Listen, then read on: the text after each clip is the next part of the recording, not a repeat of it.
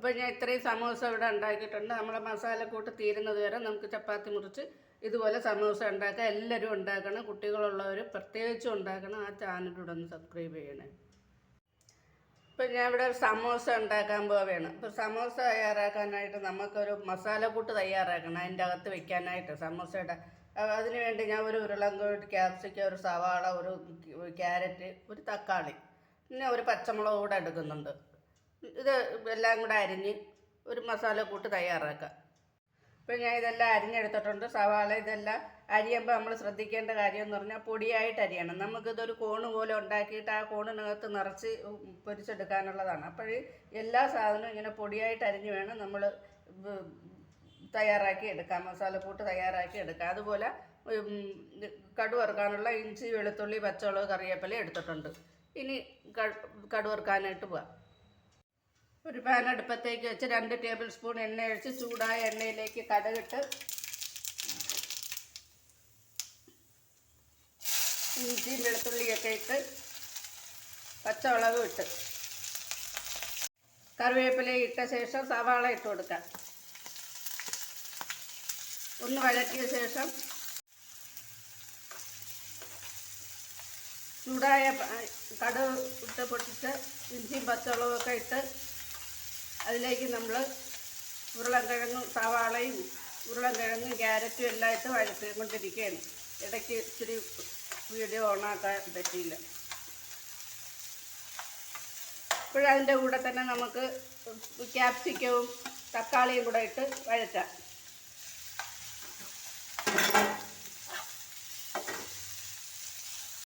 ഇതിലേക്ക് ആവശ്യത്തിന് ഉപ്പും കൂടെ ഇട്ട് നല്ലപോലെ ഒന്ന് ഇളക്കി അടച്ച് വേവിക്കാം. ഒരു 5 മിനിറ്റ് കഴിഞ്ഞ് വീണ്ടും അടപ്പ് തുറന്ന് ഇളക്കാം. വേണമെങ്കിൽ 2 മിനിറ്റ് ഇടവിട്ട് അടപ്പ് തുറന്ന് ഇളക്കാം. ഇപ്പോൾ ഞാൻ അടപ്പ് തുറന്ന് 1/2 ടീസ്പൂൺ മഞ്ഞൾപ്പൊടി ഇട്ട് ഇളക്കുകയാണ്. നമ്മൾ ഉപ്പ് നേരത്തെ ഇട്ടായിരുന്നു. അപ്പോൾ ഈ അടച്ച് വേവിക്കുമ്പോഴെന്ന് പറഞ്ഞാൽ മീഡിയം ഫ്ലെയിം ആണെങ്കിൽ 5 മിനിറ്റും, ഹൈ ഫ്ലെയിമിൽ തന്നെയാണ് വെക്കുന്നതെങ്കിൽ 2 മിനിറ്റ് ഇടവിട്ട് നമ്മൾ ഇളക്കിക്കൊണ്ടിരിക്കണം.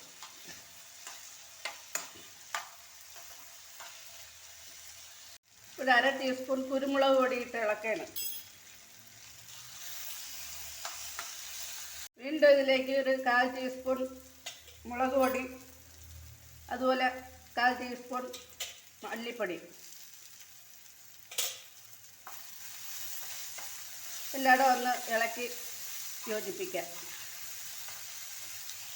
അവസാനമായിട്ട് നമ്മൾ ഒരു 1/2 ടീസ്പൂൺ ഗരം മസാല. ഇത്രയായപ്പോഴത്തേക്ക് നമ്മൾ മസാലക്കൂട്ട് തയ്യാറായിട്ടുണ്ട്. ഇപ്പോൾ ഇത് തീ ഓഫാക്കി ഒരു പാത്രത്തിലേക്ക് മാറ്റാം. അപ്പോൾ നമ്മൾ തയ്യാറാക്കിയ മസാല ഒരു പാത്രത്തിലാക്കി അങ്ങോട്ട് മാറ്റി വയ്ക്കാം. കൂടുതൽ ദൂരമൊന്നും പോകണ്ട, അടുത്തിട്ട് മാറ്റി വയ്ക്കാം.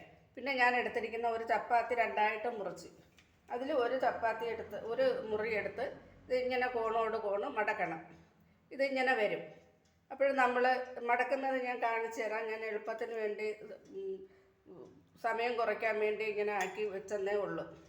ഇങ്ങനെ തയ്യാറാക്കി വെച്ച് കഴിഞ്ഞാൽ ഈ കുറച്ച് മൈദാമാവ് ഞാൻ ഇവിടെ പേസ്റ്റ് രൂപത്തിലാക്കി വെച്ചിട്ടുണ്ട്.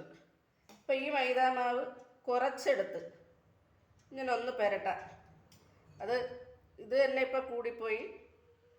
നമ്മൾ ഇതൊന്ന് ഒട്ടിയിരിക്കുന്നതിന് വേണ്ടിയാണ്. ഇത് അല്ലാതെ നനച്ചൊന്ന് ഒട്ടിക്കാം. പക്ഷേ നമുക്ക് ഒരു പെട്ടെന്ന് തയ്യാറാക്കി എടുക്കാം. മറ്റേ അത്രത്തോളം സൂക്ഷിക്കണം, ഇളകി പോകണോ ഇല്ല എന്നൊക്കെ. അപ്പോൾ ഈ തലപ്പം കൂടെ ഇത് വെച്ച് ഒട്ടിച്ചു കൊടുക്കാം. ഈ മൈദാമാവ് വെച്ച് ഈ അറ്റവും കൂടെ ഒട്ടിച്ചു കൊടുക്കണം. അപ്പോൾ അതിന് വേണ്ടി നമുക്ക് ഇത് ഇച്ചിരി ഗ്യാപ്പിട്ട് വേണമെങ്കിലും ഇളക്കാം. ഇതകത്തോട്ടാക്കിയിട്ട് ഞാൻ അങ്ങോട്ട് ഒട്ടിച്ചു കൊടുക്കണം. അത് ഒട്ടിയിരിക്കും. ഒട്ടിച്ചങ്ങോട്ട് മാറ്റി വയ്ക്കാം.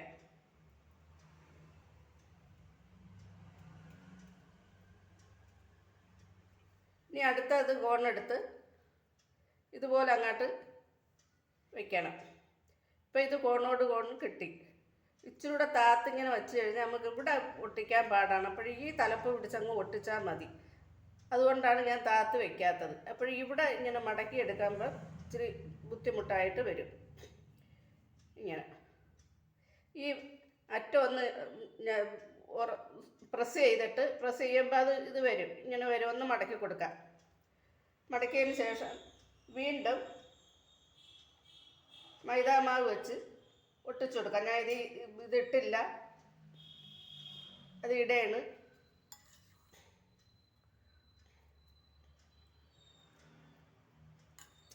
ഒട്ടിച്ചിട്ട് വേണമെങ്കിലും മസാല ഇതിൻ്റെ അകത്ത് വെച്ച് കൊടുക്കാം, അല്ലാതെ വെച്ച് കൊടുക്കാം. ഒട്ടിച്ചിട്ട് വയ്ക്കുന്നതാണ് കൂടുതൽ എളുപ്പം.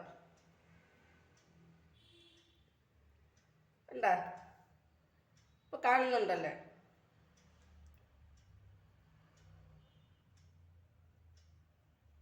പിന്നെ ഈ തലപ്പ് പിടിച്ച് വീണ്ടും ഒട്ടിക്കാം. ഇപ്പോഴും നമ്മൾ ഷീറ്റ് പ്രത്യേകം ഉണ്ടാക്കാൻ പോണ്ട. ഇത് റെഡിമെയ്ഡ് ചപ്പാത്തിയാണ്. റെഡിമെയ്ഡ് ചപ്പാത്തി എന്ന് പറയുമ്പോൾ നിങ്ങൾക്കറിയാമല്ലോ, പേപ്പർ കനവേ ഉള്ളൂ. അത് ഈ ഇതുപോലെ സമോസ തയ്യാറാക്കുന്നതിന് അടിപൊളിയാണ്. ഇതിൻ്റെ വെള്ള ഗോതമ്പിൻ്റെ ചപ്പാത്തി കിട്ടും, അതാണെങ്കിൽ നല്ല ഭംഗിയാണ്. ഇനി ഇത് ചുട്ടുകൊണ്ട് വരാം. അപ്പോൾ നമുക്കിനി എണ്ണയിലോട്ട് വെച്ച് കൊടുക്കാം. എണ്ണയിലോട്ട് വെച്ച് കൊടുക്കുമ്പോൾ നമ്മൾ ശ്രദ്ധിക്കേണ്ടതെന്ന് പറഞ്ഞാൽ നമ്മൾ ഈ ഒട്ടിച്ച ഭാഗം ആദ്യമേ ഇങ്ങനെ കമത്തി അങ്ങ് വെച്ച് കൊടുക്കണം.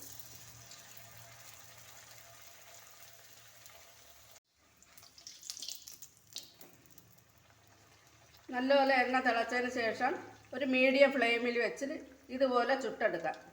നല്ല അടിപൊളി സമോസ നമുക്ക് കിട്ടും. കുട്ടികൾക്ക് ആയാലും മുതിർന്നവർക്കായാലും ഇതുപോലൊരെണ്ണം തയ്യാറാക്കി കൊടുക്കുമ്പോൾ നമുക്ക് വലിയ ചിലവൊന്നുമില്ല. നമ്മളെ വീട്ടിലുള്ള സാധനങ്ങൾ വെച്ച്, കയ്യിലുള്ള സാധനങ്ങൾ വെച്ച്, ഒരു ഉരുളൻകിഴങ്ങും ഒരു തക്കാളി സവാള ആയാലും നമുക്കത് തയ്യാറാക്കി എടുക്കാം. നല്ല അടിപൊളി സമോസ ഇതുപോലെ എടുക്കാം.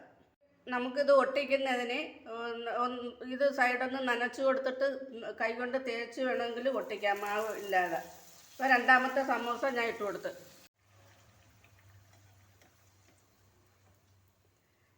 ഇതിൻ്റെ അകത്തിരിക്കുന്ന എല്ലാം വെന്ത സാധനങ്ങളായതുകൊണ്ട് ഈ പുറം പൊള്ളി വരുന്ന ഒരു താമസമേ ഉള്ളൂ. അപ്പോൾ ഞാൻ പറഞ്ഞല്ലോ, ഇപ്പോൾ റെഡിമെയ്ഡ് ചപ്പാത്തി ആകുമ്പോഴത്തേക്ക് അതിൻ്റെ കനം